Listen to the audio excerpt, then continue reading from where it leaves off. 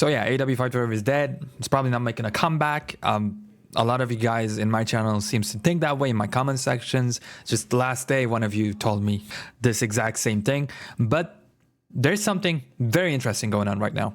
You know, if you remember, I said there's slight potential with the future seasons if there's a miracle. Maybe this game can come back. Like, you would need a lot. You would need a hell of a whole lot, but it's not impossible for this game to make a comeback because we're not swimming with alternatives. Like 2K24 is going to come out. We're going to play that for a week, let's say a month, and then we're going to be going back to nothing. There's nothing. Fight Pro Wrestling World has been out for like 5 years, and besides AEW Fight Forever, there are no crazy alternatives. So the reason I'm making this video today, it's this right here. A message by Ziri, which I believe he is the community manager for THQ. He's given us some very important information. Let me read it to you real quick and then I'll give you my 2 cents. But we covered that bit in the past. Remember that Season 1 and Season 2 was basically planned during production. So any feedback, response, and so on is the stuff we are starting to see now and in the future. If you look at the timelines as we covered in the past, it is at least 5 weeks of submissions for a DLC. So Tony Storm went into submission at the absolute latest end of November. Then you have to add dev time and so on top. Patches is at minimum 3-4 weeks submissions as well, plus dev time, so generally 1-2 months behind what you guys see. I know this means nothing and most don't care. Okay.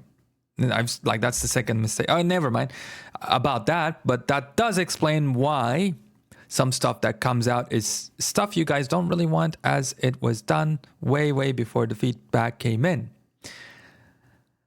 There's a lot to say about this right now. First of all, why the blue hell? I'm going to censor myself here. Why would you say stuff like this 5 months later?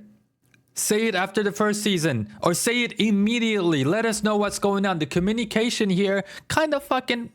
I'm trying not to swear, all right?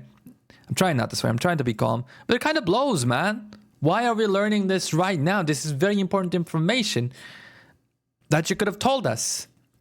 But instead you tell us nothing. You shadow drop everything. And it makes you look extremely shady. A lot of people think that you're just... What do you call it? Nickeling and diming us, which that is true, by the way. That is true. But, at least have the decency to communicate with us, man. Jesus. So this tells us that at least the stuff we want to see, like new match types. A lot of people want to see new match types. Lots of gameplay fixes of moves that you can spam to win the match no matter what. Lots of fixes for online, right? Lots and lots of everything. So Season 3 better be tons and tons of creation parts, new creation features, new match types, the ones that we actually care about, new everything. Because the entirety of Season 2, we had a terrible game mode, we had a Tony Storm DLC that's going to come out, that's way overpriced, it is disrespectfully so, that's how much, priced it is. And by Season 10, this game, will we have to pay $1,000 to get everything? To play this game the way it was meant to be when it came out, when we paid pretty much full price for the SOP. So I'm angry, to be honest with you. And how can you not be angry at this game, right? I'm sure you guys feel the exact same thing I'm feeling. But even though this is very small, it's a step in the right direction. And if Season 3 ends up becoming something that we like, then we can seriously consider this game making a comeback. But again, we're going to have to get a lot of content. All of it needs to be really good. They have to actually listen to us and communicate with us properly.